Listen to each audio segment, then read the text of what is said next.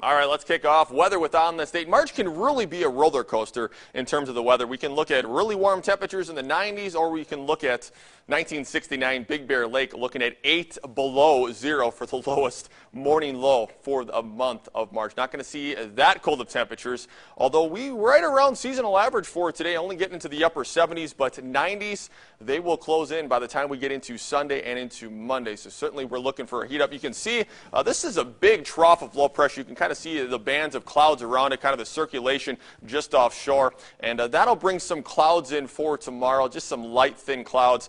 That'll be about it. By the time Friday rolls around, that low is out of here. Rain is going to lack with this system. It's all going to just be kind of the popcorn variety, the hit or miss up into, we'll call it southern Nevada, and maybe some moderate bands of rain, maybe a few thunderstorms out and towards Flagstaff, northern Arizona, but that'll quickly move out of here for the weekend. We set up this ridge of high pressure. It's going to keep all the rain, pretty much all the cloud cover out of here as well, and temperatures will be on the rise. We'll be talking lower 90s by maybe Sunday and probably into Monday. Low pressure system that brought the cold front earlier this week is already up towards the northeast.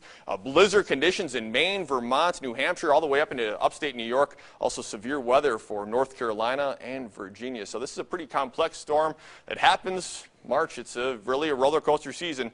70 Beaumont, 78 Desert Hot Springs. Very similar temperatures, I think, what we saw today, maybe a degree or two warmer as we get on into tomorrow. Certainly going to warm things up as we get into the weekend. Can't wait to show you the 7-day forecast. 81 Cathedral City. Tomorrow, 82 degrees. Friday, those breezes maybe continue on into Friday morning, but I think a lot of these breezes will continue to die down tomorrow. 86 on Saturday.